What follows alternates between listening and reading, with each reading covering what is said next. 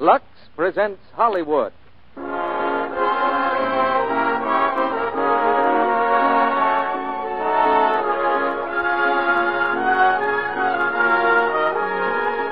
The Lux Radio Theater brings you Ida Lupino and Paul Henreid in Now Voyager, with Dame May Whitty and Albert Decker. Ladies and gentlemen, your producer, Mr. Cecil B. DeMille. Greetings from Hollywood, ladies and gentlemen. Amid all the hustle and bustle of these rough days has come a love story so fine and moving that it's gone straight to the heart of America. It's Warner Brothers' distinguished motion picture, Now Voyager. Co-starring tonight with Ida Lupino, we have one of the most sensational newcomers Hollywood has seen in many a day. He pronounces his name Paul Henreid. He and Ida Lupino have just finished the picture Devotion at Warner Brothers. And tonight, you'll also hear two of Hollywood's finest character players, Dame May Whitty and Albert Decker. Ida Lupino's part is a challenge to any actress, because in Now Voyager, she really plays two women, the girl who lives under the domination of her mother, and the woman who learns to meet love on its own terms. I believe this play has a universal appeal, and so apparently does the product behind it, Lux Flakes. Take this letter from a flyer in Egypt. Out here, we do our own doby. That means laundry. Our heating apparatus is a 4-gallon gasoline tin cut in half and about 4 inches of dirt put in the bottom. All you have to do is pour in a little gasoline until the dirt is soaked. Toss in a match, put your water tin on top, and there's your hot water. I was scrubbing away, sitting on a bomb tin, with a wash tin full of doby, trying to get the stuff clean. And I did it, too. But I'll bet it was mainly due to what I was using. Lux. Yep, they even have that out here. Well, ladies and gentlemen, that's the way it's done in Egypt. The stove sounds a little explosive to me. But he's on the right track with Lux Flakes. And we're on the right track with a play like Now Voyager. And here's the curtain for Act One, starring Ida Lupino as Charlotte Vale and Paul Henreid as Jerry Durrance, with Dame May Whitty as Mrs. Vale and Albert Decker as Dr. Jackwit.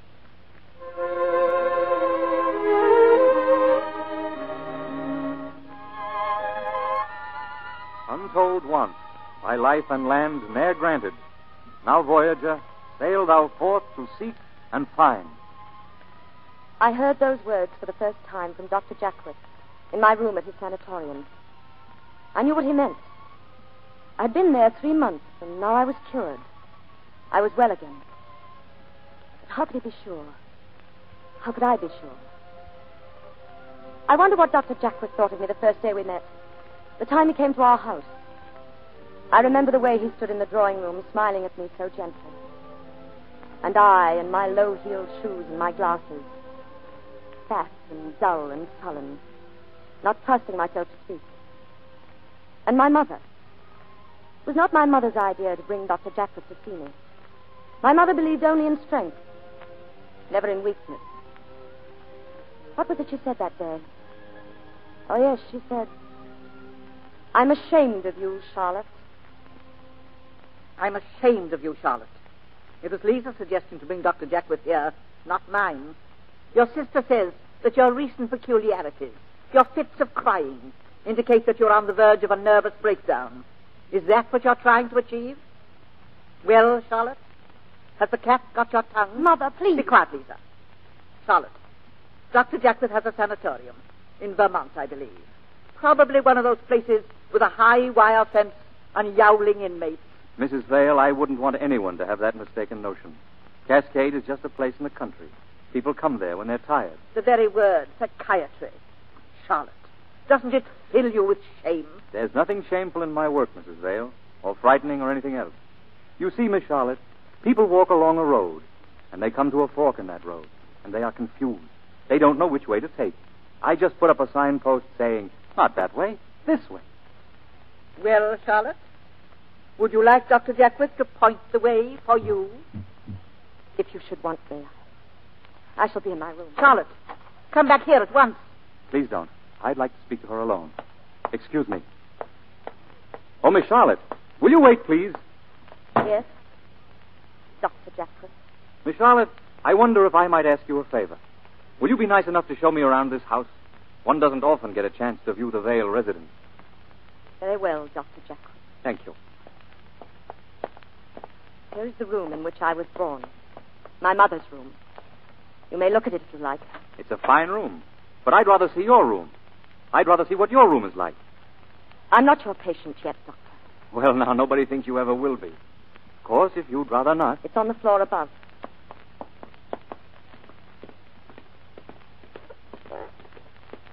When I was 17, I stayed out once until after midnight. That creaky step hasn't been fixed since. I'm not sure I know what you mean. My mother heard it. This way, Doctor. I keep my door locked. Make a note of it, Doctor. Significant, isn't it? Well, it signifies it's your door. I've never heard it said that a woman's home is not her castle. My castle, Doctor. Well, you're comfortable here, aren't you? Yes, I try to be. I'm here a good part of the time. Hello. What's this over here? A work table? Yes. Ivory carving. Did you make this cigarette box? Why shouldn't I? The point is how you could. I have a real admiration for people who are clever with their hands. I was always clumsy with my own. I would say that you are one of the least clumsy persons I've ever known. You may have one of these boxes if you like. May I, really? Thank you very much. Yes, I'll get you something to wrap it in. Don't bother. Oh, you wouldn't happen to have a cigarette hidden away someplace, would you? Hidden? Do you think I hide cigarettes in my room, Doctor? No, I meant... Where do I hide them, Doctor? On the shelves behind the books? Cigarettes and medicated sherry and novels my mother would never allow me to read? Please, it was only the box that reminded me. How very perceiving you are, Doctor. How very right you are. You see, I was about to hide this album. You really should read it. It wouldn't do for you to have come all the way up here and missed your amusement. Read it, Doctor. The intimate journal of Miss Charlotte Vale, spinster. Won't anything convince you that I do not wish to pry? Oh, but you must pry. I insist that you do. Now, here's the record of my last trip abroad with my mother. We were sailing up the coast of Africa. You wouldn't have known me then. I was 20 then, and I was in love. Miss Vale? Oh, don't be embarrassed. I'm not. There's his picture. Isn't he handsome? I'd never met a man like Leslie before. I'd hardly even met a man. Mother saw to that. I had to wear simple, girlish frocks and flat shoes. And my glasses. I was never allowed to take off my glasses. You'll never get another pair of eyes, my mother used to say. But Leslie loved me. Yes, he did. He wanted to marry me. But you see, he was only the radio officer, and he wasn't good enough for a Vale of Boston. He wasn't suitable, my mother said, so she smashed it up. And what man is suitable, Doctor? She's never found one. What man would come along and look at me and say, I want you? I'm fat. My mother disapproves of the folderols of diet. I wear these shoes. You see, my mother approves of sensible shoes. I am my mother's well-loved daughter. I am her companion. I am her servant. My mother says... My mother. Oh, here now. Look up here. You'll never get another pair of eyes, as your mother says, if you spoil them with tears. Dr. Jackwood, can you help me? Help you?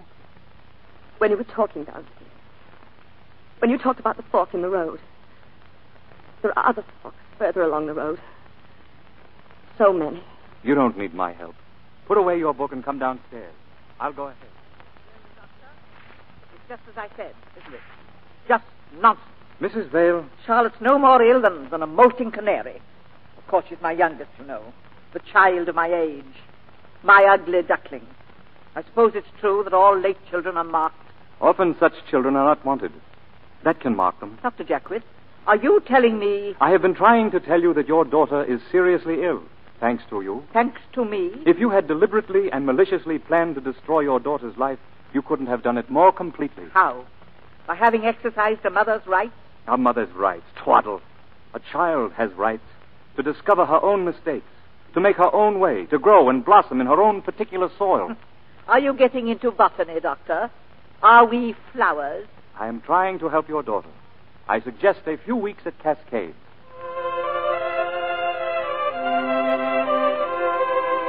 I spent 3 months at Cascade. Outwardly, Dr. Jackwood had worked a miracle. I'd lost weight. I was looking better. My hands were steady. Inwardly, I didn't know. And then came that morning when Dr. Jackworth told me I could leave. The time has come for you to get out of the nest, Charlotte. Try your own wings. You mean go home? No. Go out and take a good look at the world on your own. Forget you're a hidebound New Englander. Meet people. Talk to them. But I'd be afraid. Charlotte, the other day I referred to a quotation. Remember? Yes, you said it was from Walt Whitman. That's right. Well, I've had it looked up. He puts into words what I'd like to say to you, and far better than I could ever express it. He says, "Untold want, by life and land ne'er granted. Now, Voyager, sail thou forth to seek and find."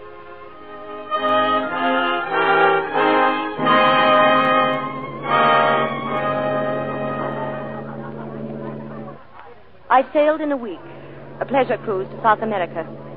On the passenger list, I was Rennie Beauchamp. I stayed in my cabin most of the time. But at campus, I decided to go ashore. As I came down the steps into the tender, I felt people looking at me. They must have known my clothes had been borrowed. You might be able to fool your mirror by wearing lipstick and plucking your eyebrows. But you can't fool other women. They know.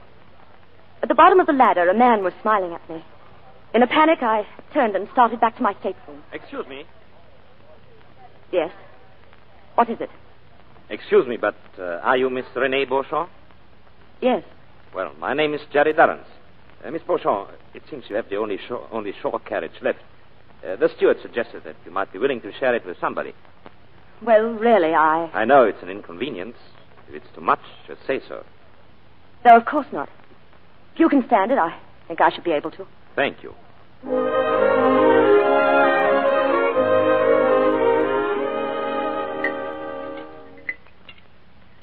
You like rum drinks? Yes, these are very good. I've enjoyed myself today. Have you? Yes. You know, Miss Beauchamp, you're quite different from what I expected. How am I different? Well, you're so much more comfortable to talk to, Miss Beauchamp. So much... Please listen. I'm not Miss Beauchamp. I beg your pardon. Rennie Beauchamp is out in Arizona somewhere. I took her space at the last moment. I don't know why I'm telling you all this. Stranger. No, you are the stranger. You know who I am. I'm sorry. My name is Vale. If it ever appears on the passenger list, it will be C. Vale, Boston, Massachusetts. One of the Vales of Boston. One of the lesser ones. Well, which one? Miss or Mrs.? It's Aunt. Every family has one, you know. But Aunt what? My name is Charlotte Vale. Miss Charlotte Vale. Do you mind if we go? Miss Vale, I hope I didn't offend you. It's like me to blunder just when I was going to ask you for a favor. I have some shopping to do for my daughters, and, well, I need a woman's help. Why, of course. A spinster aunt is an ideal person to select presents for young girls. Miss Vale, I wish I understood you. He wishes he understood me. He wishes.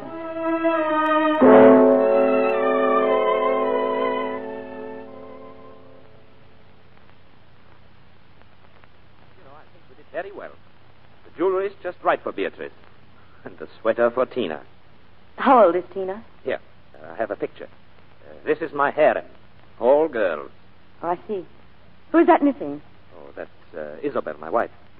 The picture isn't very good of her. She'd only looked up and smiled. That's Beatrice next to her. Then that must be Tina sitting cross-legged on the grass. Yes. We hope she won't have to wear glasses all her life. Tina wouldn't smile for me either. She's convinced she's an ugly duckling. Does Tina know she wasn't wanted? There's an odd remark. Yes, I'm sorry. I don't know why I made it. I mean odd because it hits so close to the truth. Even before she was born, her mother said... Never mind that. Here's a slight offering for being my guide today. It's a mixture of several kinds of flowers. It's called Jolie Fleur. Thank you very much. I'll put some on my handkerchief tonight. Will you? Good. Let's meet in the bar for a cocktail before dinner.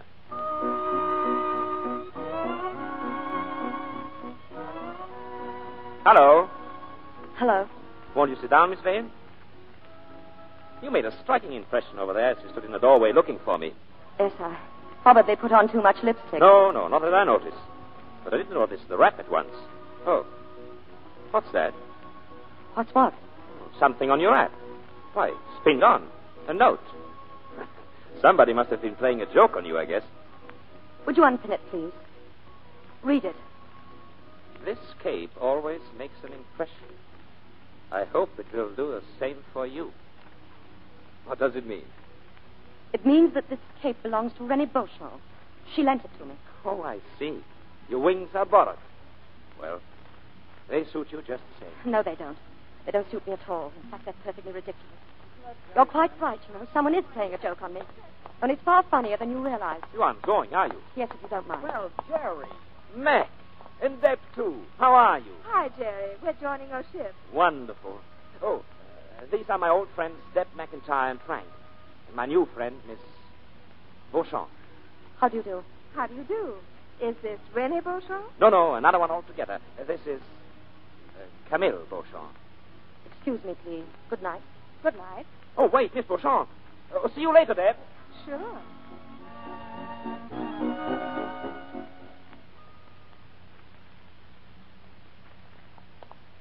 Wait a minute, please, wait.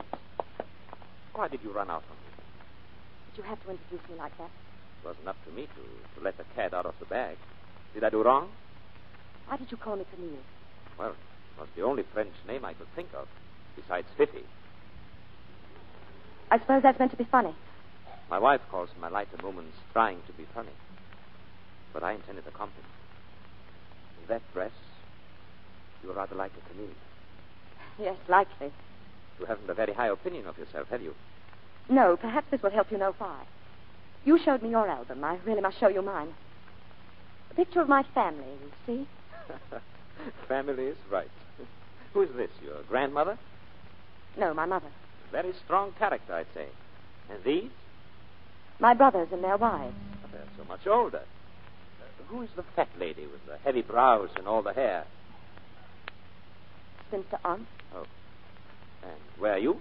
Taking the picture? No. The fat lady with the heavy brows and all the hair. I'm poor Aunt Charlotte. And I've been ill. Yes, I've been in a sanatorium for 3 months, and I'm not well yet, and I... Forgive me. Of course. Feeling better? Yes, much. Thanks to you. Oh, many, many thanks to you. Thanks for what? Oh, I don't know. Sharing my carriage today. Walking my legs off sightseeing.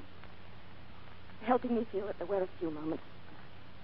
Almost felt alive. Thank you. Thank you. Who? Thank you, Jerry.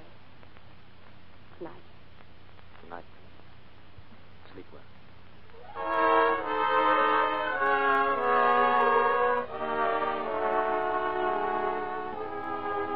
In the next few days, I learned about Jerry Durrance and his life at home. It was his friend Deb who told me. Deb talked a great deal. When I see what a woman like Isabel can do to a man like Jerry, it makes me bored. Her martyrdom and her jealousy. She can't have any reason to be jealous. If you mean does Jerry have flings with other women, no. But mostly she's jealous of Tina. The child. Yes, the child she never wanted. And so I found out that he was unhappy, too. And then one evening in Rio, our car broke down on the mountainside. He told me that night he'd been an architect once. It was the only work he really loved. His wife had asked him to give it up. We talked all night, Jerry and I. Toward dawn, I lay down beside the fire he had built. When he thought I was sleeping, he leaned over quietly and kissed my cheek.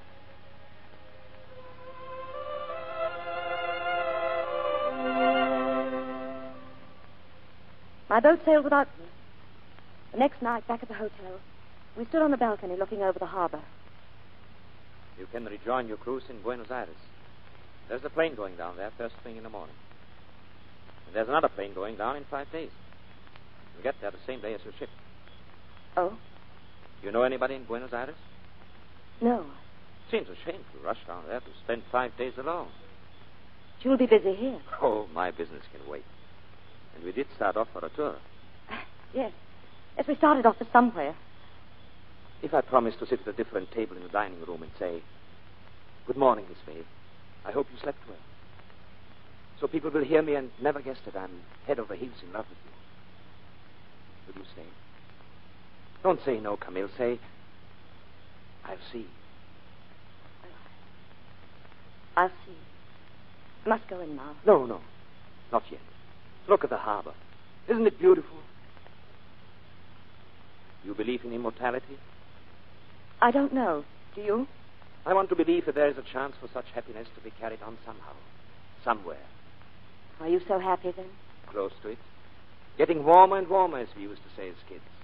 Remember? Look out or you'll get burned, we used to say. Are you afraid of getting burned if you get too close to happiness? Oh, mercy, no. I'm immune to happiness and therefore to burns. You weren't immune last night on the mountain. You call that happiness? Only a small part. There are other kinds. Such as? Having fun together. Getting a kick out of simple little things or out of beauty like this. Sharing confidences we wouldn't share with anybody else in all the world. Charlotte, won't you be honest and tell me that you are happy too? Since that night on the boat when you told me about your illness, I can't get you out of my mind, nor out of my heart either. If I were free, there would be only one thing I want to do. Prove you're not immune to happiness. Why, darling, you're crying. Oh, Jerry, I'm such a fool.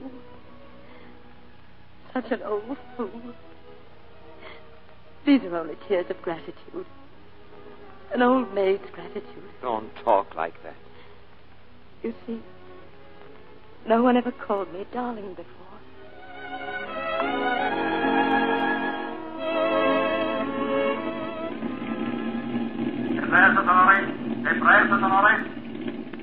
Well, there's my plane. Yes. Thanks so much for the flowers, Jerry, and I hate goodbyes, don't you? They don't matter. It's what's gone before. No, it's what can't go on after. But we'll see each other sometime. No, Jerry, we promised. You know, we're both to go home. Would it help you to know that I'll miss you every moment? So will I, Jerry. So will I. Depressa, senores. Depressa, senores. Goodbye. Darling. Goodbye. Goodbye, Jerry. Goodbye. Goodbye.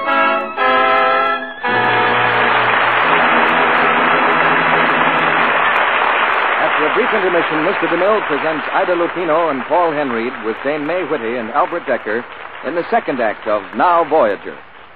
Meantime, here's our friend Libby Collins and an old tune to introduce a new showing of wartime clothes she'll tell you about.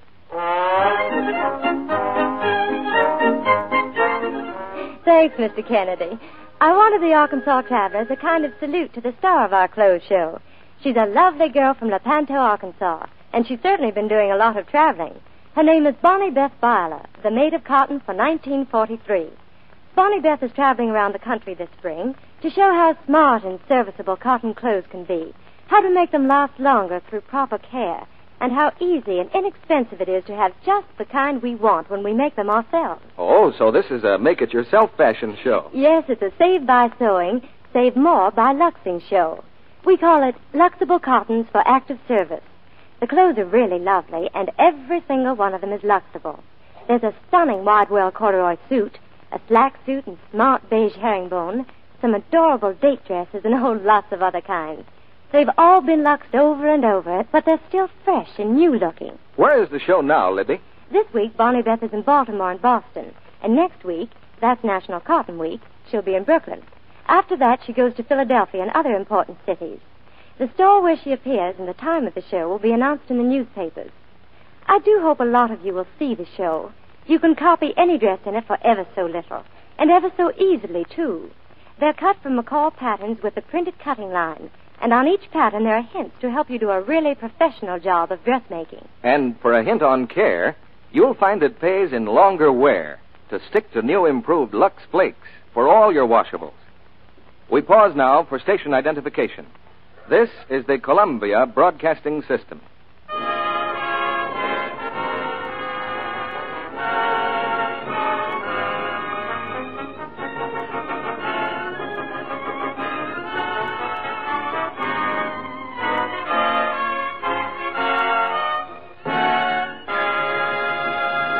Act 2 of Now Voyager, starring Ida Lupino as Charlotte and Paul Henreid as Jerry, with Dame May Whitty as Mrs. Vale and Albert Decker as Dr. Jackwith.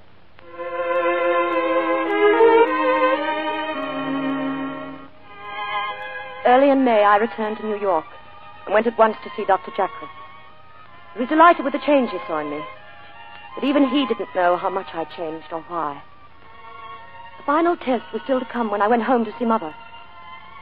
I stood there outside her room, my heart beating wildly. In my mind, I kept hearing Dr. Jackwith's words. Just remember that honoring one's parents is still a pretty good idea. You're going to be a shock to her, and I advise you to soften the blow. Give her time to get used to you. Hello, Mother. So, you've decided to come back. You're looking very well, Mother. Lisa told me you'd been ill, but Lisa knows nothing about me. Step over there where I can see you. Now, turn around. It's worse than Lisa led me to suppose. Much worse. Well, if you'd like me to go, Mother... Don't go. I've things to say to you. I've asked a member of the family to dinner tonight at 7:30. It's very nice of you, Mother. There'll be Lloyd and Rosa, Lisa and June, Mr. Livingston and Uncle Herbert. Do you mean Elliot Livingston? Yes. I shall be wearing my white lace gown tonight. I'd like you to wear your black and white foulard. Oh, but Mother, I've lost over 25 pounds. It won't fit. There's something else I want to say to you. Now that you've come home to take up your duties as a daughter again, I've dismissed the last nurse. I've become used to having a room occupied on the same floor with me. And in view of my heart, I agree it's a wise precaution. You will occupy your father's room from now on. I had William move down all your things yesterday. But, Mother, you have no right to move my things. No right in my own house to move what I see fit? Yes, but, Mother... I think if you wear your glasses tonight, you'll be less of a shock to the others. And take off whatever you've got on your face. As to your hair and eyebrows, you can say that often after a severe illness one loses one's hair.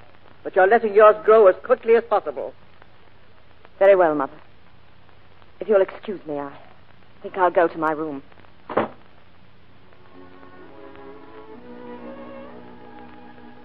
I knew then there had been no change in Mother, or in the house, or in me. But that evening some flowers arrived. His flowers. A tiny box of camellias.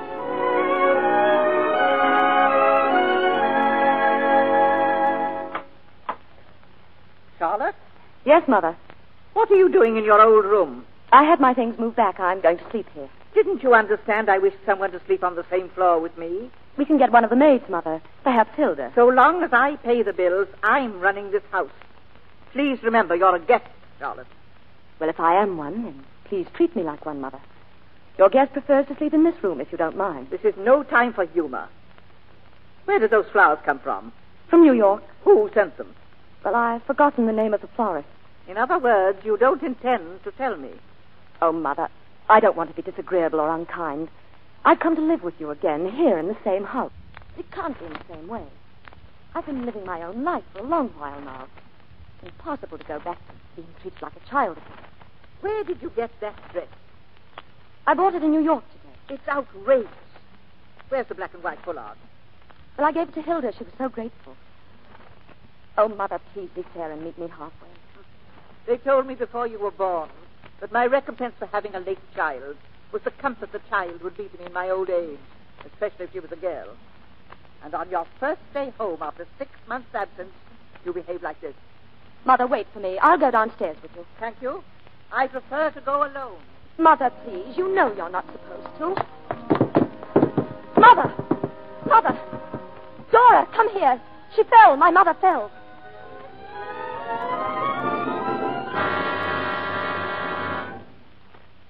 She was not badly hurt. Torn ligament in her leg. But it was enough to keep her in bed during the party. I was a great surprise to the family that night.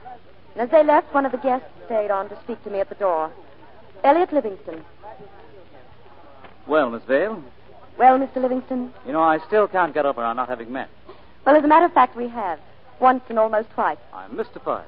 Well, when we were children, you were the only boy who danced with me at dancing school. And the almost was when you were supposed to usher at my coming out party and didn't show up. I'm covered with shame. Well, I shouldn't have told you. It wasn't nice. Well, I hope you're going to allow me to make up for my past rudeness.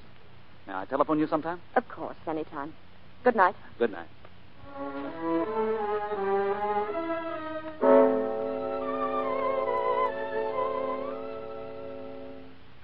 How is your ankle, Mother?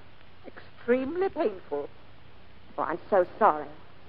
I've been doing some thinking as I've been lying here in pain, listening to you all having a good time downstairs. How much did that dress cost?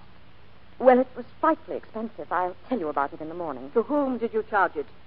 To whom I've always charged my clothes, Mother. And do you expect me to pay for articles charged to me of which I do not approve? Well, I could pay for it myself. Save quite a little money. About $5,000. $5,000 won't last very long. Especially if your monthly allowance were to be discontinued.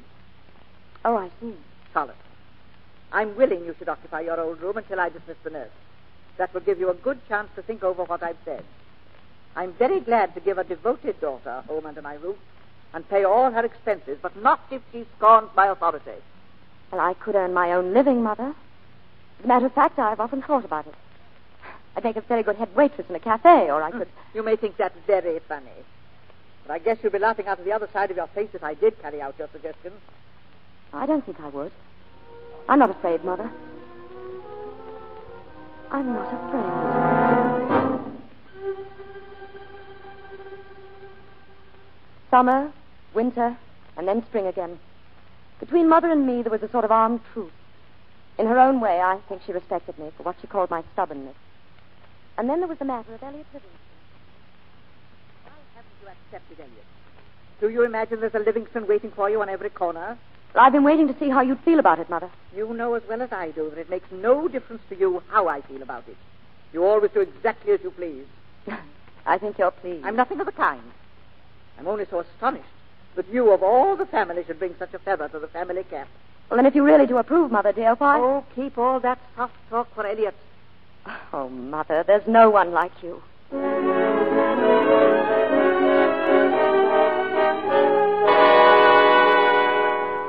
That night I told Elliot I would marry him.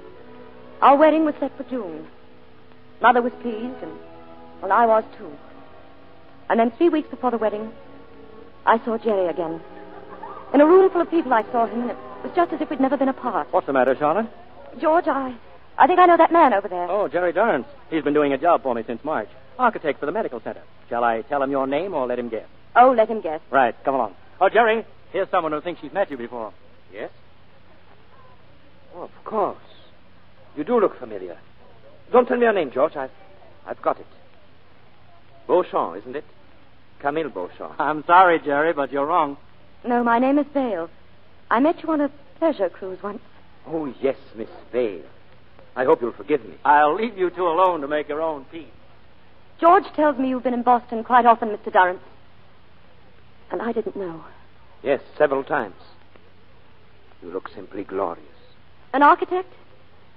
Oh, Jerry, I could cry with pride. I've wanted horribly to call you up. I've walked by your house on Marlborough Street. Once I almost rang the bell. Jerry, why didn't you? Tell me about Deb and Mac. You introduced me to them on the pleasure cruise, remember? They're all fine. And how is Tina? Well, Tina. We're having quite a bad time with Tina. Tell me about it. I'm afraid we've got to send her away somewhere. The doctor thinks she shouldn't be with her mother. I took her to see Dr. Jackwith. She was highly recommended to me by this Camille Beauchamp I mistook you for. Camille, I'm still horribly in love. Jerry. I must see you. May I come to your house tonight? I won't stay but 10 minutes. I must talk to you. Yes, I'll be waiting.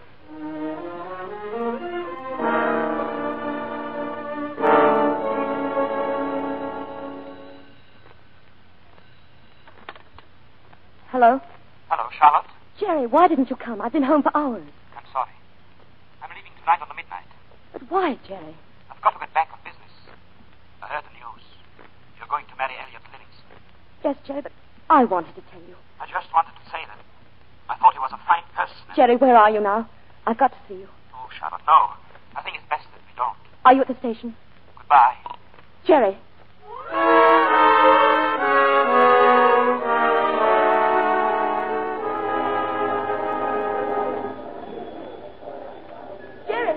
Jerry. Wait. Charlotte, you shouldn't have come. I had to, Jerry. I wanted to talk to you about Elliot. Why are you marrying him?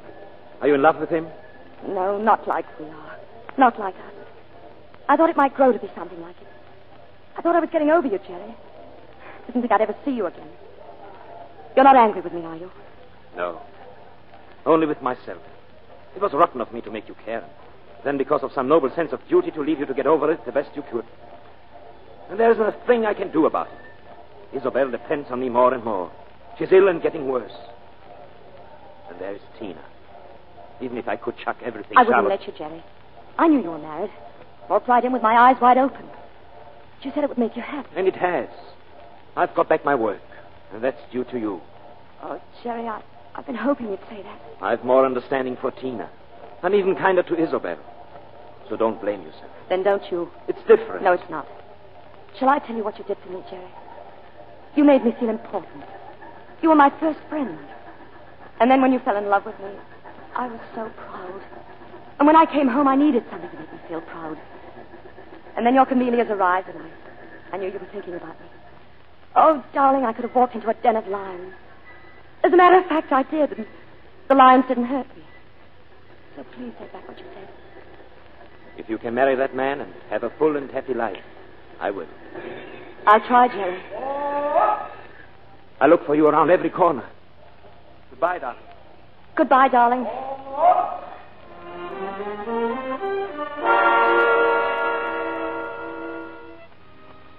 I did try. I wanted to marry Elliot. It was no use.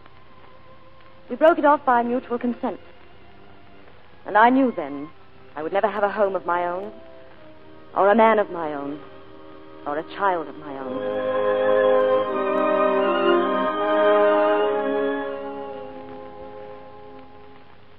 Why did you break the engagement?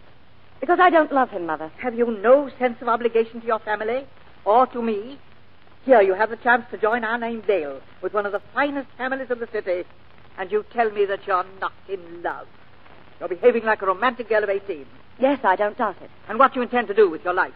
Oh, I don't know. Get a cat and a parrot and live alone in single blessedness. I think you'll be ashamed to be born and live all your life as Charlotte Vale. Miss Charlotte Vale. You've never done anything to make your mother proud. Nor to make yourself proud, either. Dr. Jackworth says tyranny is sometimes an expression of the maternal instinct. If that's a mother's love, I want no part of it. Oh. I didn't want to be born. You didn't want me either. It's been a calamity on both sides. Oh, Mother, let's not quarrel. We've been getting along together so well lately. With a horrid thing to say. Forgive me. Mother! Mother! What's the matter? Dora, she was sitting there and we quarreled. We quarreled. I did it. I did it.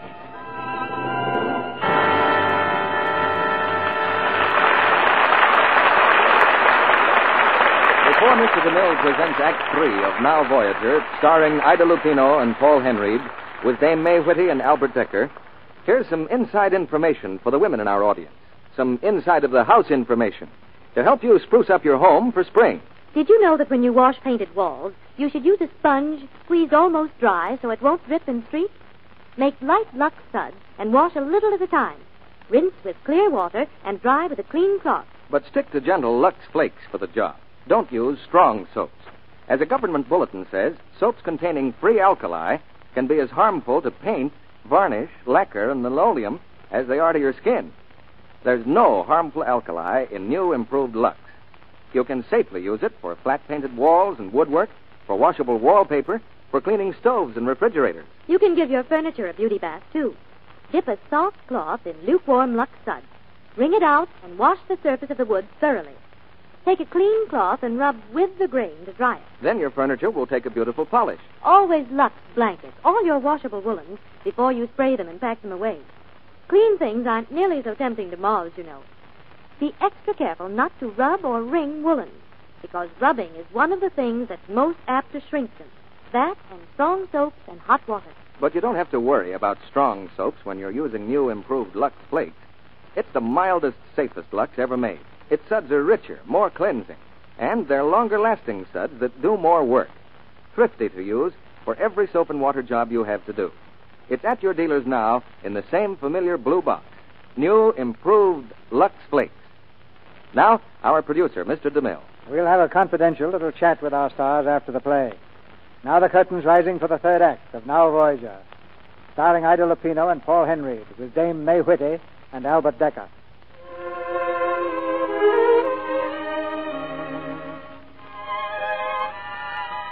I did it.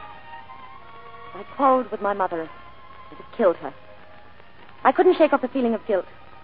Grew worse and worse, until at last I had to get away. I went back to the only refuge I'd ever known, back to Cascade. How are you, Miss Vale? Dr. Jack required you were coming. Hello, Trask. I'm tired. Think I could go to my room right away? Of course you can. Come on. How's Jacqueline? Oh, the same as ever. Handing out common sense instead of sympathy. Wait a moment. Who is that child, Trask? The girl at the table. Christine Durrant. A problem if I ever saw one. Tina Durrant. Jerry's child. She sat alone over a picture puzzle, her eyes dull and staring behind her glasses. Her plain little face tightened into an expressionless mask. I went and stood beside her chair, but she turned away from me. Hello. What's the picture supposed to be? I don't know. Well, do you mind if I join you? I'll collect all the pink pieces. I know who you are. You do? You're my new nurse. No, I'm not. You can't fool me, and I know why you've come here. Make sure I don't run away from this place again. Oh, did you run away from here once? You see, I didn't know. What's your name? You know my name. That's why you stood there and stared at me. Oh, that was very rude of me. But you see, you reminded me of somebody. Who? Well, if you must know, myself. Of course, at your age. Christine, your schedule calls for you to spend the evening with the young people next door. They don't want me. Oh, nonsense. Of course they want you. I've got a fine ping-pong game all fixed up for you. Barbara and Betty against you and Bob. But he's the best player here, and I'll be the worst one. I'll just die. Now, you'll do nothing of the sort. Oh, please, please, please, don't make me. Don't make me. Oh, don't make me. Now, Christine. Don't make her Trask. But the doctor wants Christine to have exercise in the evening. Well, I'll see that she has some exercise. I have to take my car down to the town and leave it at the garage to be washed. Christine will go with me. Oh, yes. I'm sorry, Christine, Oh, but please let me go with this lady. I'll drink all my cocoa tonight if you will. For goodness sake, Christine, don't carry on. Go get your coat. Oh, thank you. Thank you. Sorry, Trask. I couldn't help it. I thought you were too tired to do anything but just crawl into bed. Well, I suppose Cascade has performed another miracle on me.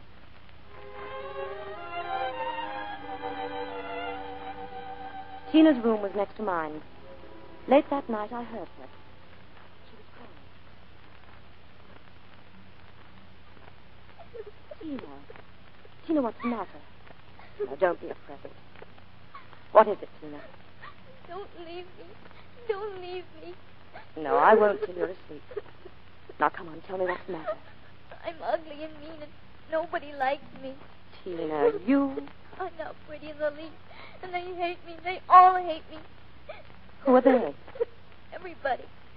All the kids at school, and Miss Trask, and the nurses, and the doctors. Oh, there must be something awfully wrong with me. Do you like them, Tina? No, I hate them. That's the trouble. If you want people to like you, you've got to like people. I bet you're only fooling me. Well, you try it and see. And in the meantime, if it'll help you any, I like you. And I think you're very pretty. And very sweet. You do? Really? Really. Oh, come on, don't cry anymore. Why are you so good to me? Oh, because somebody was good to me once. And I needed somebody. Go to sleep, Tina. Close your eyes and let your muscles go all limp.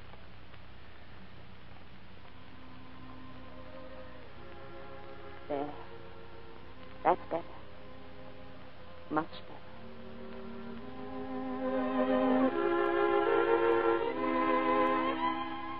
Jerry's child was in my arms. Jerry's child was clinging to me. Jerry's child.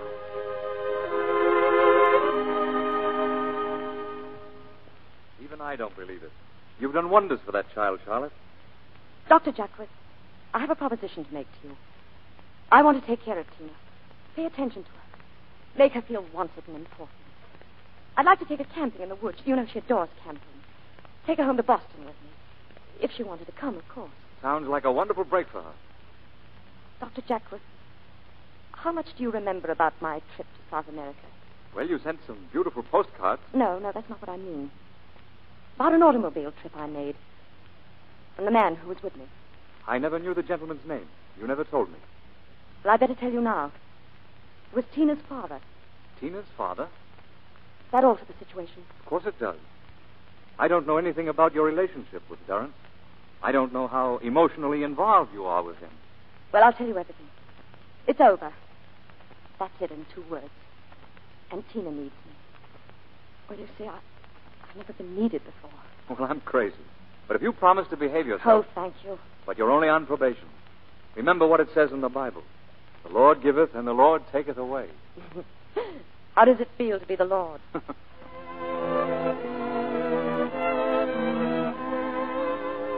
Jerry had to be told, of course. And though we never saw him, he sent a message through Tina. He asked her to thank me. And then came the time when we returned to Boston, and the house was filled with young people. There was laughter and fun, and Tina coming down the stairs in a new dress and her hair all curled. And Jerry standing there with his eyes full of love for a little girl. Tina. Daddy. Oh, Daddy. Can this be Tina? Do I look nice? My first party dress. You look lovely. Do you really like me? I love you, darling. Tina, don't you think it'd be nice to show your father your room and your studio and everything? Would you like to see my room, Daddy? Very much, if Miss Vale will pardon us. How long are you going to call her Miss Vale? What should I call her? I don't know. Would it sound too funny if you called her my name for her? What name is that? We decided it on the camping trip. I call her Camille. Camille. I think it would sound very nice indeed.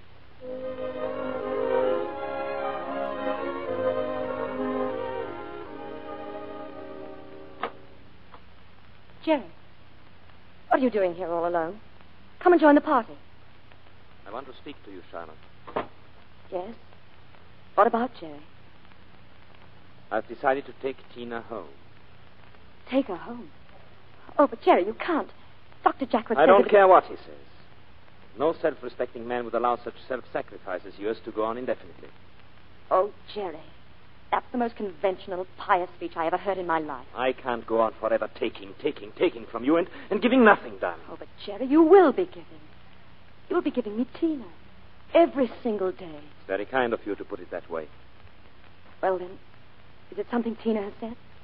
Don't you think she's happy here? Happy? She told me upstairs she loved you almost as much as she loves me. Well, Jerry, what is the reason? Is it something about us? Of course it's about us. Why didn't you marry Livingston? I tell you why. Because I came along and ruined him for you. And now my child comes along and claims all your attention and takes your whole life, when you should be trying to find some man who will make you happy. Some man who will make me happy? Oh, so that's it. Here I've been laboring under the impression that you and I were so in sympathy, so one, that you'd know without being asked what would make me happy. And you come up here to talk about some man. Jerry, you haven't the slightest conception of what torture it is to love a man and be shut out, to be always an outsider and an extra. Charlotte. When Tina said she'd come and stay with me, it was like a miracle, like having my own child, a part of you. I thought you'd understand, Jerry. But evidently you don't. Again, I've been just a sentimental fool. It's a tendency I have. Wait a minute. I was afraid you were keeping Tina out of pity. But there was no pity in your ridicule of me just now. Now I know. You still love me, and it won't die what's between us. Do what we will. Ignore it, neglect it, starve it. It's stronger than both of us together. Please let me go. Oh, Charlotte. Jerry, listen. Dr. Jackworth knows about us. When he said I could take Tina, he said, "You're on probation." Do you know what that means, Jerry? He allowed you to come here as a test. And if I can't stand the test, I'll lose Tina. And we'll lose each other. Darling, please help me. Shall we just have a cigarette on it? Yes, please. May I sometimes come here? Whatever you like, Jerry. It's your home, too. And there are people here who love you. To look at you and Tina. To share with you peace and contentment. Of course. And it won't be for this time only. That is, if you'll help me keep what we have. You could come here often. We could talk about your child. Our child. Thank you. And will you be happy, Charlotte? Oh, Jerry. Don't let's ask for the moon. We have the stars.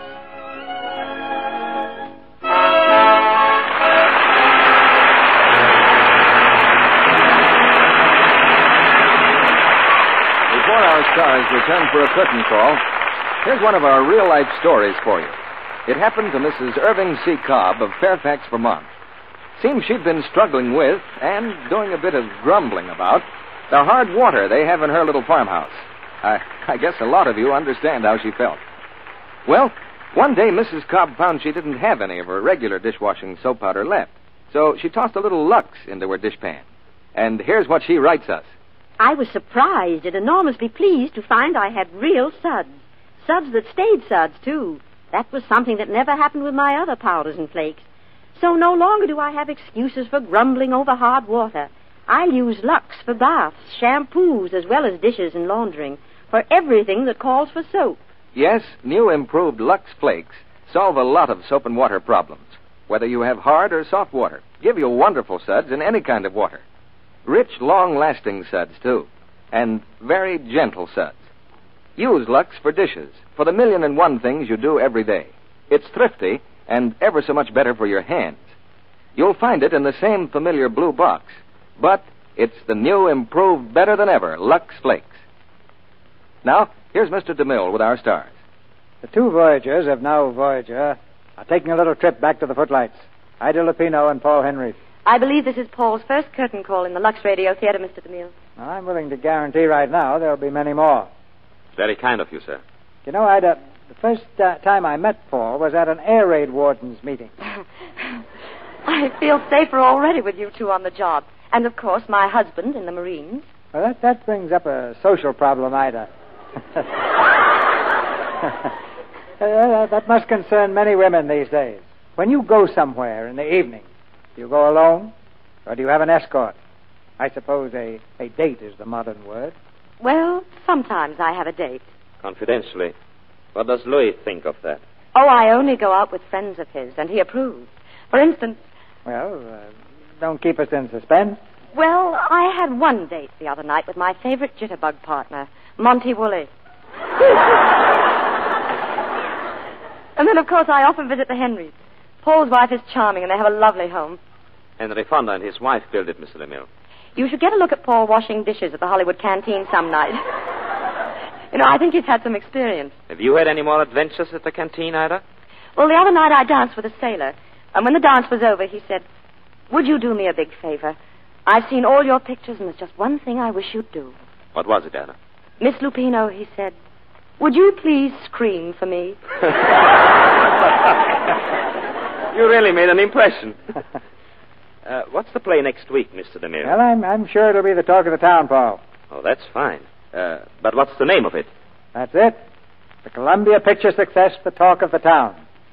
And our stars will be Cary Grant, Jean Arthur, and Ronald Colman.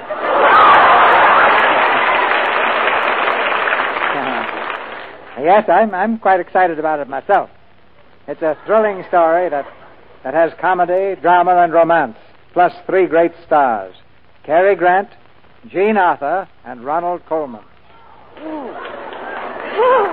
I'll wait right here, so I'll be sure not to miss it. Good night, Mr. DeMille. Good night, everyone. Good night. Good night.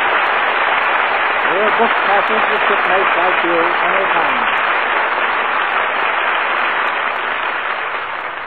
Ladies and gentlemen, today is the birthday of an enterprise that's doing its part to bring victory nearer.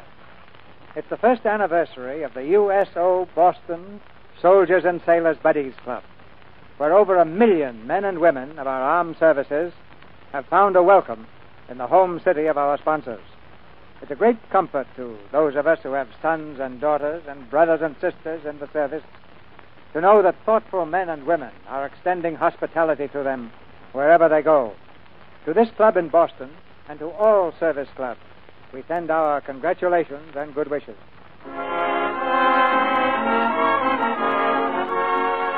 Our sponsors, the makers of Lux Flakes, join me in inviting you to be with us again next Monday night when the Lux Radio Theater presents Cary Grant, Jean Arthur, and Ronald Colman in The Talk of the Town.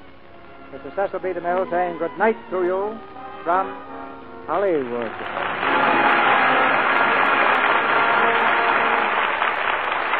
The picture, Now Voyager, was produced by Warner Brothers Studio, whose latest release is the production Mission to Moscow.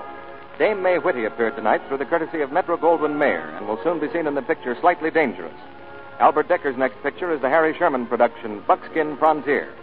Heard in tonight's play were Mary Lou Harrington as Tina, Fred Mackay as Elliot Livingston, and Dwayne Thompson, Ann Duran, Claudia Dell, Charles Seal, and Stanley Farrar. Our music was directed by Louis Silvers. And this is your announcer, John M. Kennedy, reminding you to tune in next Monday night to hear Cary Grant, Jean Arthur, and Ronald Colman in The Talk of the Town. Mothers, are you worried about food rationing and shortages? Yes, it's harder now to get vitamin-rich food. But have you thought about giving your family Vims? Vims are scientifically designed to help make meals complete. They give you all the vitamins government experts